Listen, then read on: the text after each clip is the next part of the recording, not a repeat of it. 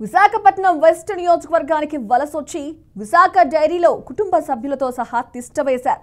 దొరికిన కాడికి డైరీనే డైలీ కాజేశారు. ఎవరికి అంతు చిక్కని వ్యవహారాలతో డైరీ ఆనవాళ్లే లేకుండా చేయాలనుకున్నారు. ఉత్తరాంధ్ర రైతుల ఊపిరిగా విరాజిల్లుతున్న ఆ విశాఖ డైరీని అధినేతతో కలిసి ఆ వైసీపీ నేత నిలువురా ముంచేశారా? విశాఖ డైరీలో ఆయన ఆగడాలకు అంతే లేదా? తాజాగా ఆయన మెడకు డైరీ ఉచ్చు బిగుస్తోందా?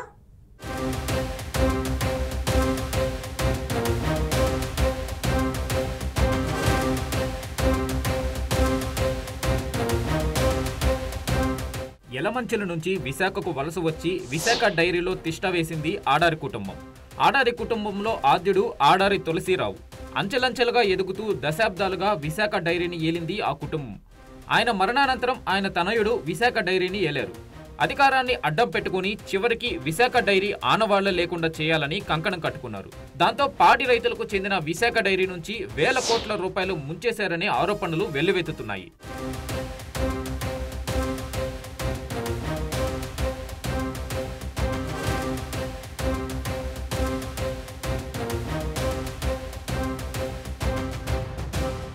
ఆడారి తులసిరావు వారసత్వంగా ఆడారి ఆనంద్ కుమార్ వ్యాపారవేత్తగా ఎదిగారు. అనంతరం తులసిరావు వారసుడిగా రాజకీయ నాయకుడిగా మారారు. 2019లో జరిగిన సార్వత్రిక ఎన్నికలలో అనకాపల్లి లోక్సభ స్థానం నుండి టీడీపీ అభ్యర్థిగా పోటీ చేసి ఓటమి పాలయ్యారు. అనంతరం కొద్ది కాలానికి వైసీపీలో చేరిపోయారు.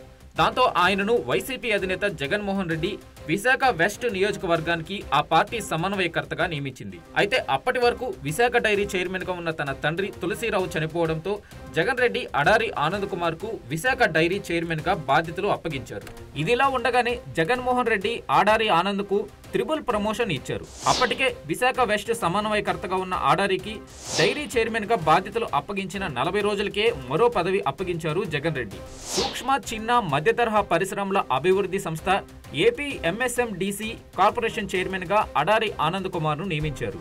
దాంతో జగన్ రెడ్డి విశాఖ డైరీని ముంచేందుకే ఆడారికి మరో పదవి ఇచ్చారని టీడీపీ నేతలు ఆరోపణలు గుప్పించారు. ఇలా 3 పదవులను ఆడారి ఆనంద్ ఎంజాయ్ చేశారని వైసీపీ నేతల్లో సైతం గుసగుసలు వినిపించాయి.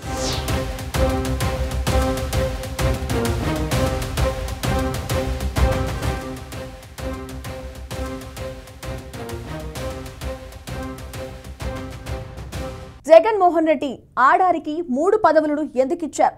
ఏం ఆశించిచ్చారు? పాడి రైతుల ప్రయోజనాలను కాపాడడానికి ఇచ్చారా, లేక విశాఖ డైరీని ముంచడానికి ఇచ్చారా? అప్పటి ప్రతిపక్ష ప్రస్తుత అధికార పక్షంగా ఉన్న టీడీపీ ఏం చెప్తోంది? ప్రస్తుతం విశాఖ డైరీ ఉచ్చు ఆడారి మెడకు చుట్టుకుంటుందా?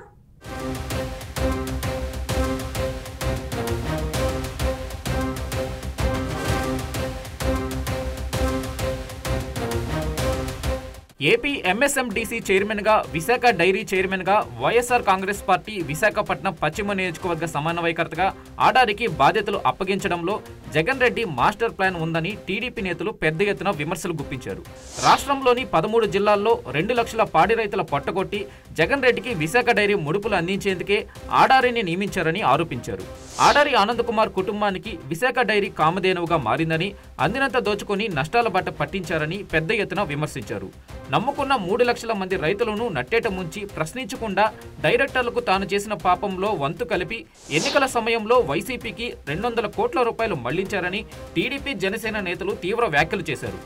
3 లక్షల మంది రైతులు సుమారు 2000 కోట్ల రూపాయల వ్యాపారం సాగిస్తున్న విశాఖ డైరీ చరిత్రలో ఎన్నడూ లేని విధంగా ఉద్యోగుల జీతాల కోసం రోడ్డు ఎక్కాల్సిన పరిస్థితి ఏర్పడిందని ఆరోపించారు.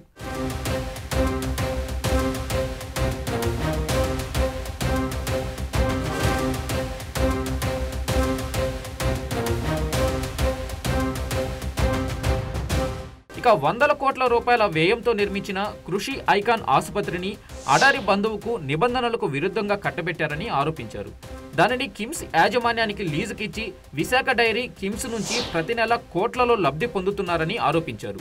విశాఖ డైరీ ఆధ్వర్యంలో రైతుల పిల్లలకు సాంకేతిక విద్య పేరుతో ఇంజనీరింగ్ కళాశాల కోసం కొనుగోలు చేసిన స్థలం వైసీపీ నేతల చేతికి చేరిందని ఆరోపించారు. డైరీ ఆధ్వర్యంలో ఏర్పాటు చేసిన నార్త్ పోల్ ఐస్ క్రీం కంపెనీని అడారి సోదరి రమాదేవి కుమార్తె రోహిణి ఏర్పాటు చేసిన కంపెనీతో నడిపిస్తున్నారన్నారు. డైరీని సక్రమ మార్గంలో నడపాల్సిన డైరెక్టర్లు డిస్ట్రిబ్యూటర్లుగా కొనసాగుతూ కోట్ల రూపాయలు కొల్లగొడుతున్నారని మండిపడుతున్నారు. జీవి అనే ఆడిటర్ను డైరీ ఆడిటర్ నియమించి తప్పుడు లెక్కలు చూపి కోట్ల రూపాయలు కొట్టేశారని ఆరోపించారు. దేశంలో ఏ డైరీకి లేని విధంగా విశాఖ డైరీ మేనేజింగ్ డైరెక్టర్ గా పనిచేస్తున్న చైర్మన్ బంధువుకు నెలకు 9 లక్షల రూపాయల వేతనంతో పాటు ఇతర అలవెన్స్లు చెల్లిస్తున్నారని ఆరోపణలు వెల్లువెత్తాయి.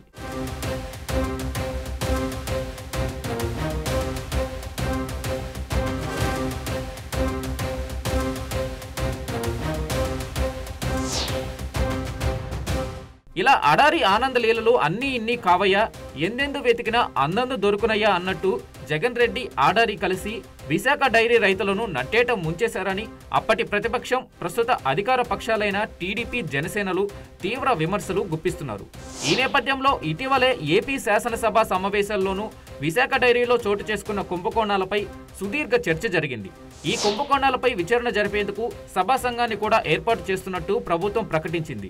దీంతో విశాఖ డైరీలో అడారి లీలల ఉచ్చు అడారి మెడకు చుట్టుకోనుందని ఏపీ రాజకీయ వర్గాల్లో తీవ్ర చర్చ జరుగుతుంది.